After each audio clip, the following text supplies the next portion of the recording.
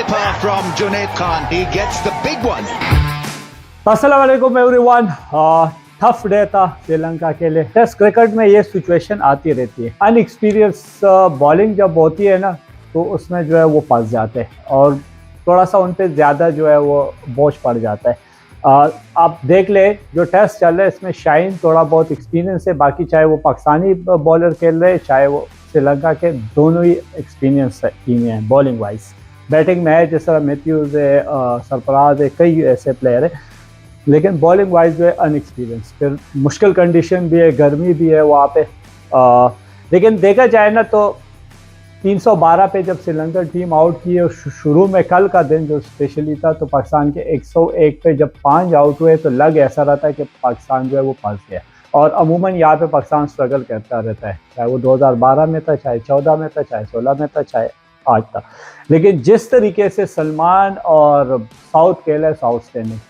सलमान 83 पे आउट हुआ, साउथ शकील 208 नट आउट बनाए और हाईएस्ट स्कोर जो है वो पाकिस्तानी बैटर का श्रीलंका में। वैसे तो यूनुस भाई का 313 है, लेकिन श्रीलंका में नहीं था, वो पाकिस्तान में था। तो 208 नट आउट रन बनाए और उससे अच्छी बात ये थी कि जिस तरीके से वो टेलेंडर के साथ खेला है ना, क्रेडिट जाता है वो यहाँ पे, क्योंकि मुश्किल होता है बैट्समैन को टेलेंडर के साथ खेलना।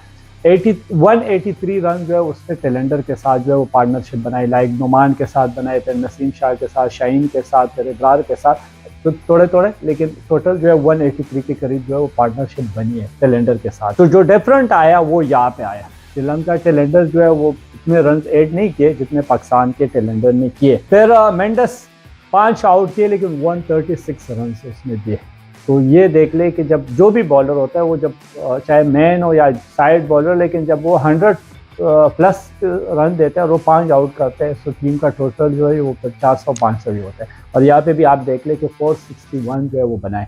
अभी श्रीलंका के जो है वो 14 पे कोई आउट नहीं है। यहाँ पे ये होगा कि मेरे ख्याल में इब्रार को अभी जो जिस तरह कल का दिन होगा, तो आज भी आपने देखा है कि बॉल टर्न भी हो रहा था, एक्स्ट्रा बाउंस भी मिल रहा था, तो लेकिन श्रीलंका के जो स्पिनर्स थे वो थक गए थे, उनकी जो फिंगर थी वो थक गई थी। तो कल अब देखना ये होगा कि अर्ली ऑन इब्रार क्या इम्पैक्ट डालता है, क्योंकि आप लोगों ने पहले इनिंग में भी देखा कि कुछ बैट्समैन जो है उसकी गुगली जो है वो रीड नहीं कर रही थी। इब्रार अगर अच्छी जगह पे बॉल करते हैं तो श्रीलंका जो है वो स्ट्रगल करेंगे। उसके बाद फिर सरफराज वेल डन, क्योंकि वनडे में भी उसका अच्छा रिकॉर्ड था, फिर टेस्ट में भी। लेकिन जैसे रिजवान आया तो हमारी एक थ्योरी है कि भाई यंगस्टर जब आ जाते हैं वो थोड़ा बहुत कर लेते हैं, तो हम जो सीनियर ने जो 8-10 साल किया होता है वो भूल जाते हैं। फिर बाकी जो अगर देखा जाए लीगो वाइज अगर बात की जाए तो MLC जो है अमेरिकन जो लीग है वो भी शुरू हो गई है।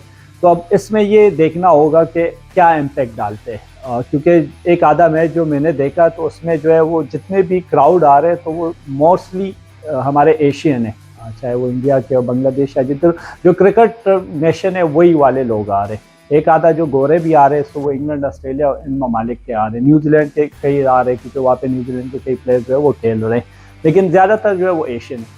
तो अब देखना ये होगा कि जो मेजर लीग है उसमें के जो अमेरिका के जो लोकल लोग हैं कि वो किस तरह इन्वॉल्व होते हैं। वो तभी अमेरिका की क्रिकेट जो है वो इम्प्रूव होगी जब वहाँ के जो लोकल लोग हैं वो इन्वॉल्व होंगे। आप देख ले UAE, सऊदीया वगैरह, कतर में जो है वो ठीक ठाक पैसे खर्च कर रहे हैं क्रिकेट पे, लेकिन वो ऊपर नहीं आ रहे। उसका रीज़न ये है कि वहाँ के जो लोकल लोग हैं वो इंटरेस्ट ही नहीं ले रहे। तो जो बाहर के आते हैं तो वही होते हैं, तो इसलिए वो क्रिकेट जो है इम्प्रूव नहीं होती। अब अफगानिस्तान की क्रिकेट क्यों इम्प्रूव हो गई? क्योंकि वहाँ के जो लोकल प्लेयर्स थे वही खेला थे। वो भी पाकिस्तान से गए थे लेकिन थे अफगानिस्तान से, और अब जो उनके यंगस्टर है वो आ रहे। तो ये कुछ चीज़ें थी आप लोगों के साथ शेयर की। आप लोगों का इस बारे में क्या राय है, आप लोग मुझे कमेंट में बता सकते हैं।